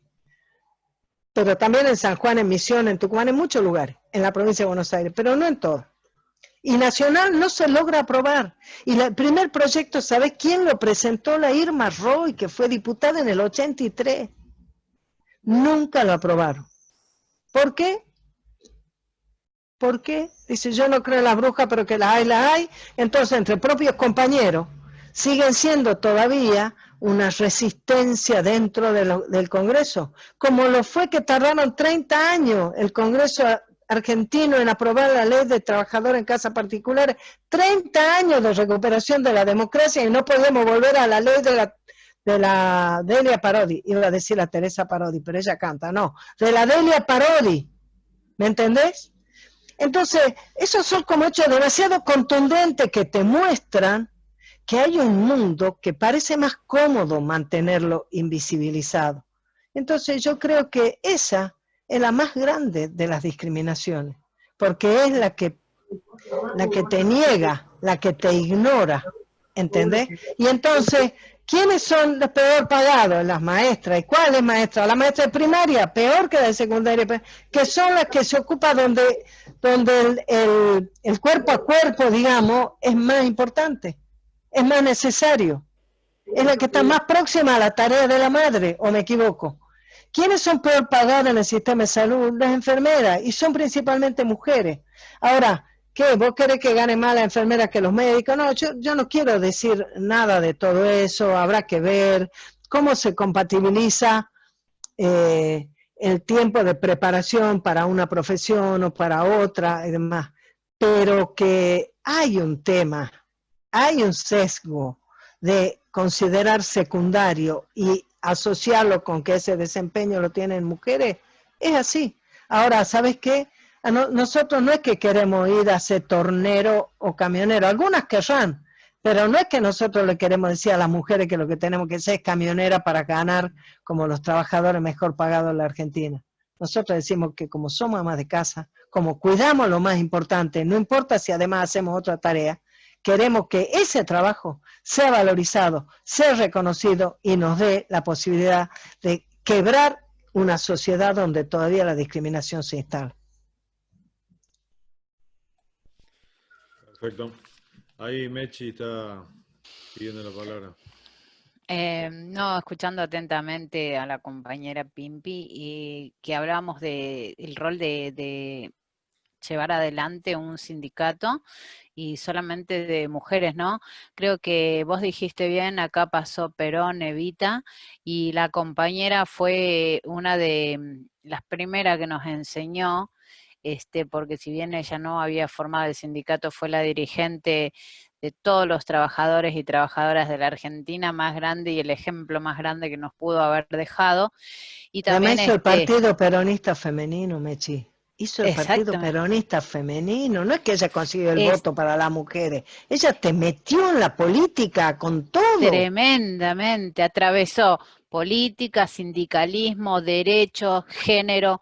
O sea, fue tan enorme su tarea, ¿no? Y como vos decís, no sabemos si es por sexo o las cuestiones que hay del poder de pisar siempre a las mujeres, que cómo ha sido maltratada por muchos en la historia, no en los que reivindicamos sus luchas y siempre levantamos sus banderas para seguir adelante, que son pocas las mujeres también que se ponen en ese rol, por eso pensamos en vos, una mujer que viene con tanta trayectoria y ponerse al hombro un sindicato de mujeres en este mundo que todavía no terminamos de limar con las cuestiones de poder, porque si vemos, se atraviesa todo a través del poder. El poder es lo que más por ahí calan las mujeres en los hombres y en todos, no es que acá quedamos discriminadas las mujeres nada más. Realmente el poder es terrible pero como vos decís, no hay que dejar de construir, y estas construcciones, por más que las mujeres llevemos un sindicato, la casa, siempre tienen que estar acompañadas del hombre, la pareja, el tío, el abuelo, todos tenemos un hombre en la familia. Así que creo que es requete contra importante la tarea de seguir entre todos juntando estas ideas y llevarlas adelante, Pimpi. Me parece, Mechi, sí. una cosita que tal vez tampoco sea pertinente para el tema de la charla, ¿no? Pero hablando de esto y de la discriminación, ¿a ustedes no les resulta curioso que el único busto de un presidente elegido que ha ejercido su función en democracia no esté en la Casa de Gobierno, sea el de Isabel Perón? Sí, ¿No les hace ruido? sí, por ¿No les supuesto. hace ruido? A mí, Nosotros te no. juro, me parece Nos hace increíble ruido desde el que han momento pasado 30 años de democracia y que ni todavía no hablaban, está eso. ni siquiera se habla de la compañera como la primer presidenta. Ni siquiera. Solamente el peronismo ha reivindicado a la compañera. Y no solamente el busto, no hay historia para atrás, si es que no la Exacto, reivindicamos nosotras. exacto. Nosotros, Que los no quiere, peronistas. ojo, yo no quiero decir que uno no tenga una mirada crítica de esto, de aquello, como de cualquiera, ¿no? Yo no quiero Sí. decir que a uno le tiene que parecer todo bien, no digo eso, pero ¿a vos te parece que ella, bueno, y también, ¿no? Me pregunto, tanto que la han criticado y demás, yo digo, no habrá sido tan mala si la han tenido que voltear para instalar la dictadura. Y además, todos los que hablaban de ella habrán mirado que lo que vino después no sería ni, digamos, es incomparable. Pero sin embargo, yo comprendo la dificultad que hay para que uno revise la historia cuando hay tanta cosa viva. De hecho, me conmocionó, me golpeó muy fuerte a mí. Capaz que las que son más grandes acá les pase, ¿no? A la Ana o a la Delia, pero cuando en el año 2005, por primera vez, Néstor hizo en la Casa de Gobierno un acto para conmemorar a los caídos en el bombardeo de la Plaza de Mayo. Yo me acuerdo, yo no entré a la Casa de Gobierno, pero yo estaba en la Plaza de Mayo. En el 2005 yo estuve ahí, porque primero un pequeño acto ahí en la plaza, después estuvieron en la Casa de Gobierno, ¿no? En la Casa Rosada. Sí. Y yo, ¿sabes qué? Me pareció desgarrador que tuviera que pasar 50 años para que por primera vez se pueda hablar de eso. 50 años. Ahora, bueno, se han pasado 44 de que la han puesto presa, la Isabel, la han rapado, la han tenido aislada, la han torturado y no se habla, no existe. Obviamente Es que los tremendo. gobiernos, después del golpe y la destitución, ¿quién iba a querer reivindicar los gobiernos de las luchas? Y después vino Sí, el radicalismo, obviamente, la vuelta a la eh, democracia para ciertas cosas. Quiso destruir el movimiento obrero organizado, el alfonsinismo, no me diga que va a venir a querer poner un busto en la Casa de Gobierno. O sea, por supuesto. Bueno, está todo bastante claro con pero eso. después pasaron muchas cosas, ¿no? Lo mismo. Yo lo observo porque a veces, visto, es como ganas de jorobar que tengo, o sea, ganas de problematizarlas, perdónenme, y problematizarlos, pero a mí me llama la atención. A mí me parece que son pequeñas cosas que te muestran todo lo que nos falta, ¿no? Nos falta mucho, y nos falta mucho también, no solamente en el movimiento obrero organizado, sino en los movimientos políticos, Pimpi. Hay un montón de Por historia supuesto. acéfala en el tiempo que nos falta a nosotros por ahí tomar el ejemplo de quienes, yo no digo que estén cansados, pero ya tienen sus historias encima. Y en esto de que el otro día hablábamos de los trasvasamientos, también está bueno saber qué nos queda, con qué seguimos, con qué Exacto, levantamos las banderas. Por eso siempre exacto. estamos acudiendo a los que en esta historia han salido librados para contarla, yo no digo bien librados, librados para contarla, y también nosotros para seguir en ese camino, porque si hasta ahora no nos han podido hacer desaparecer de la historia con esta doctrina, difícilmente cuando haya un buen trasvasamiento lo puedan llegar a hacer. Por supuesto. Hay una pregunta más, Jerry, creo. Sí, pregunta Adriana Villalba, Córdoba. Si usted es feminista, ¿y por qué? Adriana, contestame primero vos a mí. Evita, ¿era feminista? No está acá, Adrián. ¿Y a dónde está? Es Volvé, una- Adriana. No tenés micro, Mechi. Dejó la pregunta, Adriana, y yo la conozco. Yeri, fíjate, porque estuvo hablando con ese tema, Adri, sí, dice, si es feminista, sí o no, o por qué, algo de eso era. Claro. ¿Cómo era la Bueno, pregunta? entonces yo te voy a contestar. Si Va a quedar para grabado, lo va a ver, claro. si para la Adriana Eva Perón era feminista, yo también soy feminista. Si para la Adriana lo que hacía Eva Perón no era feminismo, entonces yo tampoco soy feminista. Lo digo así porque creo que en mirar lo que hizo Evita está claro cuál fue el enfoque. Y lo más maravilloso que tuvo Eva es que ella tuvo la enorme capacidad de hacer lo que nadie más hizo. Un partido peronista femenino. Luchar para que tengamos los derechos políticos. Trabajar por la ancianidad, trabajar por los niños. Codearse y laburar en conjunto con los trabajadores organizados y al mismo tiempo luchar para que lo que ocurre al interior de la familia sea reivindicado, o sea, derribar el muro entre lo público y lo privado. Evita no le dijo a las mujeres si querían ser emancipadas tenían que ir a trabajar afuera de la casa. Evita dijo que las mujeres, como los pueblos y las naciones, si no son económicamente independientes, no les reconocen derechos y que por lo tanto, las que eligieran quedarse a cuidar y a construir una familia y a cuidarla, y esa fuera su elección, que debían tener la posibilidad de tener independencia económica. Evita fue la más feminista de todas, si concebimos que la palabra feminismo quiere decir luchar para una sociedad donde el machismo no nos pase por encima, donde mujeres y varones podamos construir en equidad. Y en ese sentido yo digo, nosotros nos reconocemos profundamente feministas. No somos de ningún feminismo liberal, individualista ni antihombre. No somos nada de eso.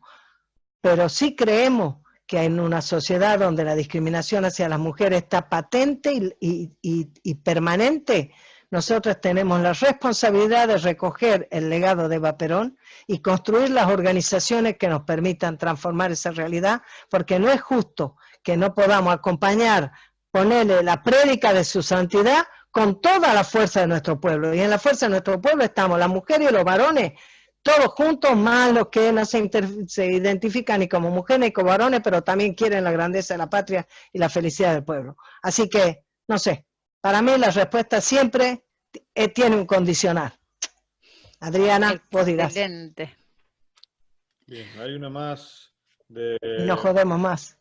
No, escrita, que es de anterior, que no está presente. Si hay alguien que quiera hacer una pregunta de los que están acá presentes, que levante la mano, avise o directamente abra su micrófono y le cedemos la palabra. Para ir... Viene una, como decía mi nieto, ¿cuándo nos vamos, nona? Si no, prosigo con la pregunta de Verónica Corbalán de Tras la Sierra. Dice, ¿cuáles son los puntos más críticos con relación a las mujeres y la familia hoy en la Argentina?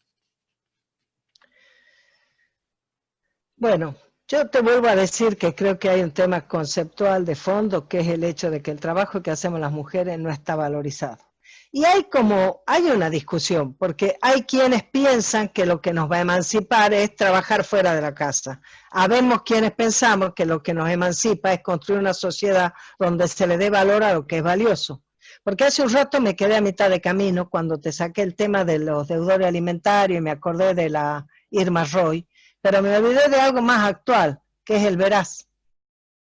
Capaz que algunas de nosotros alguna vez hemos estado en el Veraz, sabemos lo que significa. Te atrasaste 2 cuotas cuando compraste la tostadora y te enchufan ¿te acuerdas? Bueno, ¿qué se van a acordar? Ustedes son todos demasiado jóvenes, hermano. En la época de Martínez de O creo que te enchufaban, había una publicidad que no sé qué bando era, para que pagues los impuestos, entonces si no pagabas hacían un sketch donde mostraban que estabas evadiendo y te enchufaban un sello en la frente que decía, responsable, ¿no? Bueno, nosotros, ¿cómo te puedo decir? Necesitamos otra mirada, necesitamos que eso que nosotras hacemos en nuestro hogar tenga valor. ¿Cómo es posible que sea más fácil que vos estés en el veraz y entonces tengas que cumplir con Frávega, con Coto, con Falabella, a que tengas que cumplir con tu hijo? Que estás encima, capaz que estás cobrando el salario familiar que corresponde por él y ni le pasa el salario ni la cuota. ¿Cómo es posible? O sea, ¿qué sociedad estás construyendo si no la pones sobre sus pies? Entonces la pregunta de tu compañera era, ¿qué es lo más crítico? Lo más crítico es que reflexionemos de fondo. Lo más crítico es que tenemos los principios, tenemos los valores para hacerlo. Lo que tenemos que hacer es hacerlo efectivo. Lo que tenemos que hacer es reflexionar sobre eso. Lo que tenemos que hacer es caminar lo que decimos. Lo que tenemos que hacer es llevar a los hechos lo que supuestamente tenemos en la palabra. Entonces yo creo que lo más crítico, lo primero crítico es eso. Y lo segundo crítico es ser capaces de ir comprendiendo la complejidad de estas cosas, la necesidad de esa transformación y no permitirnos un feminismo que sea antihombre, no permitirnos una lucha que sea de mujeres contra varones, o ¿entendés? O una lucha que piense que el género es la totalidad, porque la totalidad es la patria, la totalidad es el pueblo, y para que nosotros podamos cumplir con las 3 banderas de independencia económica, soberanía política y justicia social, es indispensable que nosotros construyamos ese protagonismo y ese ejercicio en pares, como pares, entre mujeres y varones, que ya tuvimos el ejemplo de Evita de cómo se podía ir construyendo. Porque fíjense ustedes que cuando ella hace el Partido Peronista Femenino, lo hace con mucha inteligencia, porque ella introduce a las mujeres, o sea, le construye el camino para que las mujeres entremos a la política, pero lo construye de una manera cuidada, como es nuestro sindicato. Un espacio de participación que es cuidado, es un lugar donde no tenemos que estar desesperadamente defendiendo o no de que nos serruchen el piso, nos pasen por encima. No digo que no haya problemas, conflictos, toda construcción, toda relación los tiene. Pero es diferente. Y vos sabés que yo creo que el hecho de que Evita haya armado el Partido Peronista Femenino habla de su enorme inteligencia política, además de su sensibilidad y su amor, que ya lo recontra conocemos, pero habla de una enorme inteligencia política, porque hizo un espacio para que nosotros seamos protagonistas sin colisionar y contraponer con tu realidad familiar. ¿Cuántas veces nosotros hemos visto los problemas, digamos, las dificultades que a veces las compañeras que se dedican a tener funciones públicas o a militar en un sindicato, tienen que remarla en la casa para que eso no aparezca como una cuestión de competencia? Qué difícil es construir también ese lugar. Bueno, qué sé yo. Si vos me decís cuál es el punto crítico, yo irremediablemente vuelvo al hecho de que nosotras hacemos el trabajo más importante y sin embargo es más fácil estar en el veraz que asegurar que se cumpla con la cuota alimentaria.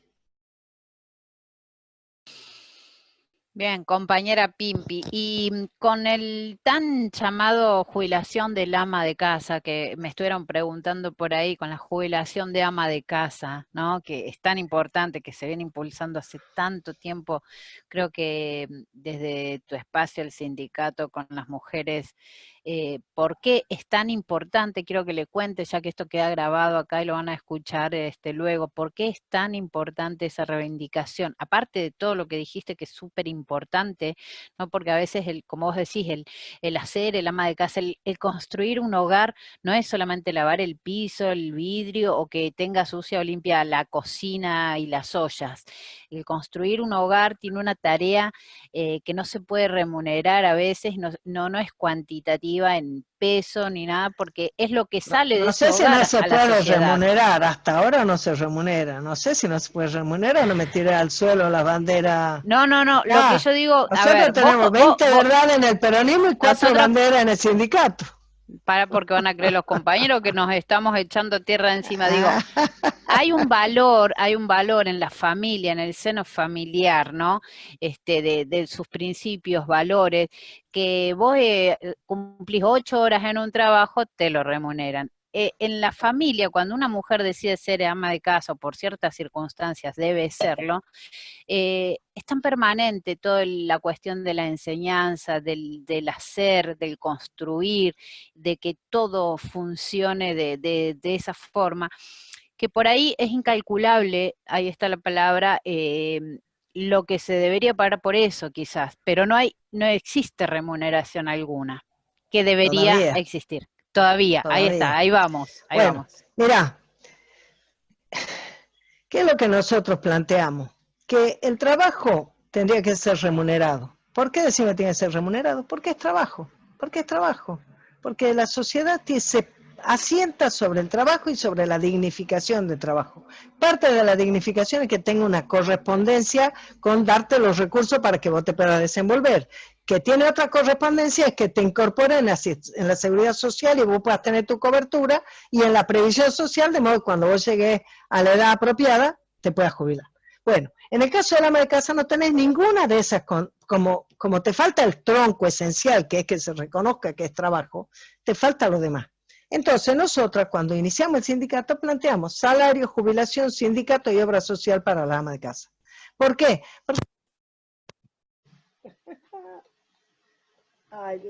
Porque nosotras lo que nos propusimos es que se nos valore como trabajadoras, como trabajadora. Entonces, ¿qué dijimos? También uno va escalonando, como cualquier sindicato, vas escalonando, vas viendo a dónde poner el énfasis en un momento o en otro, y de hecho para nosotros fue espectacular cuando Néstor Kirchner puso en marcha la moratoria, porque la moratoria de Néstor Kirchner permitió mostrar la enorme desigualdad en relación a lo previsional que hay en la Argentina. Debe haber en los otros países, capaz en muchos también, pero en la Argentina. ¿Por qué lo mostró? Porque más del 80% de las personas que se pudieron jubilar fueron mujeres. Porque eran las que estaban más fuera de todo y se logró con la siguiente moratoria de la Cristina y demás, se logró una cobertura de más del 96%. El 96% de las personas en edad de estar jubiladas estuvieron jubiladas. Eso fue impresionante. Eso ya ha ido bajando, porque cuando vos vas perdiendo, cuando se pierde la Argentina productiva, cuando se pierde empleo y cuando además te toca que el gobierno es oligarca, olvídate, se van perdiendo esos derechos y entonces esa cobertura ha disminuido. Entonces, ¿qué decíamos nosotras? Nuestra primera reivindicación, hacíamos carteles que decían, somos trabajadoras sin sueldo, queremos jubilación sin aporte. Eso fue muy difícil, solamente lo logramos en Misiones, donde hay una ley que establece que bajo condiciones sociales bien determinadas y con un cupo de cantidad de personas, con un monto específico y demás, hay una jubilación sin aporte. Y eso para nosotros es un gran orgullo, porque eso lo consiguió nuestro sindicato. Primero lo consiguió como un programa, después lo consiguió como una ley, y después lo defendió con uñas y dientes, porque vuelta a vuelta teníamos que discutir, porque había algunos que lo querían convertir en un plan social que lo pudiera administrar el municipio. Y nosotros queríamos que esté claramente que sea un derecho de las mujeres por haber trabajado toda su vida atendiendo su casa, y así es en Misiones. En todos los demás lugares hubo en algunos, como Santiago, Catamarca, en La Rioja y Entre Ríos, una ley de jubilación de amas de casa, con aporte. Lo mismo con un aporte, con condiciones muy favorables para la mujer, porque ponerle, decía, 10 años de aporte o 15, un aporte bastante bajo, pero cuando vino la reforma del año 94, la de la ley 24.241, que esa fue la que impulsó Cavallo, que puso las FJP, o sea, que instaló esa idea de que vos ibas a, pues si eras muy bueno, te ibas a hacer muy rico, todo ese, que ya en el 2008, en el 2008, 2009, cuando la presidenta puso en marcha el CIPA y eliminó la administración de la FJP, chao, eso fue. Pero en ese momento cuando se armó lo de la ley 24241, se hizo desaparecer esas leyes en Catamarca, en La Rioja. Y ¿dónde más te he dicho? En Santiago del Estero. No así en Entre Ríos, donde la ley continuó. En el 97 nosotros, pues ya el régimen era este que te digo, mitad privado y demás, muy promovido la jubilación privada, nosotros armamos un proyecto de ley que le llevamos a Menem, que lo impulsó, para que las amas de casa pudiéramos incluirnos en el sistema previsional, pagando el correspondiente a la parte del empleado, o sea, al 11% del salario mínimo, digamos. No la parte que tenía que poner la patronal, la parte que tenía que poner el empleado. Ese era un aporte pequeño, en ese momento significaba 30 pesos por mes, 33 pesos era exactamente, y era el 1 a 1, o sea, era como si fueran $33. Bueno, en ese momento parecía un aporte bastante accesible, por lo menos para la familia donde hubiera alguien que tuviera ingreso, porque ahí el problema que tuvimos en esa época, cuando se había instalado el neoliberalismo, es que muchas familias estaban muy sin ingreso. Entonces, pero por lo menos nosotros dijimos, empecemos porque haya una ley, porque se considere el trabajo. Bueno, fue muy boicoteada, fue una ley muy perseguida y demás, pero lo cierto es que cuando vino Néstor con la moratoria, él no le llamó jubilación de ama de casa. Los diarios lo llamaron jubilación de ama de casa. Clarín le llamó jubilación de ama de casa. Y por lo tanto se popularizó como si fuera la jubilación de ama de casa, porque fueron mayoritariamente mujeres que no tenían hecho por nadie aporte, porque nunca habían tenido un patrón que le hiciera aporte, sea porque trabajaban, porque vendían empanadas, sea porque atendían su familia, o porque cosían, o porque habían estado en un empleo y lo mismo no le habían hecho los aportes, qué sé yo, por distintas razones. Los varones tienen dificultades para llegar a 30 años de aporte, las mujeres ni te cuento, por eso fuimos 80 y pico %. Y entonces logramos quebrar esa lógica que era tan difícil para nosotros de quebrar, que se expresó de una manera cabal y espantosa en la palabra de Pugliese, que era el presidente de la Cámara de Diputados de la Nación en la época de Alfonsín, cuando nosotros presentamos el primer proyecto de jubilación para amas de casa, y entonces un periodista le preguntó a Pugliese si estaba de acuerdo con que las amas de casa se jubilen, y el tipo dijo, pero si no hay plata para pagarle a los que trabajan, ¿cómo se le va a pagar a las amas de casa? Entonces yo creo que la moratoria de Alfonsín permitió quebrar por lo menos esa lógica y nuestro trabajo permanente, nuestra persistencia, ¿visto? La gota que ahora da la piedra. ¿Por qué tenemos derecho a la jubilación de mi casa? Porque trabajamos toda la vida y porque no es justo que cuando llegamos a la edad en que nuestro cuerpo ya no responde igual, que nuestras manos están cansadas y a veces hasta deformadas, tengamos que estar viendo si tenemos hijos, si les pedimos, si no los molestamos, para poder tener una mínima cobertura de nuestras necesidades. Entonces, porque somos trabajadoras, merecemos tener una jubilación. Y porque somos trabajadoras, también merecemos tener un ingreso.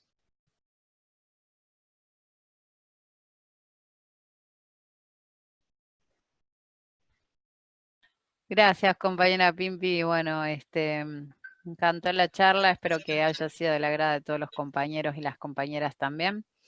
Gracias por tu tiempo, Pimpi, que es importante, lo más importante que tenemos el tiempo. Gracias a todos los compañeros. Nos han faltado compañeros, pero seguramente en la réplica en las redes van a estar todos mirando.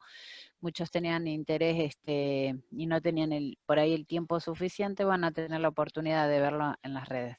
Gracias, Pimpi. Ha sido... muy a último momento, pero yo lo mismo te agradezco, Mechi, esta ocasión de intercambiar y te felicito a vos y a los compañeros porque estamos todos viendo que la patria nos necesita y tenemos que estar pudiendo reflexionar sobre las cosas que nos pasan y construir y militar y cambiar las cosas en toda medida que nos dé la fuerza de nuestras organizaciones. Así que yo te agradezco a vos, te felicito y le agradezco a las compañeras que son de mi sindicato y que han venido hoy acá, han venido hasta Córdoba. Muchas gracias por su desplazamiento virtual y a los compañeros ¿Viste cuántos compañeros tenemos, no? Y a muchos compañeros Vicky, presentes. la básica, mirá, está saludando Vicky.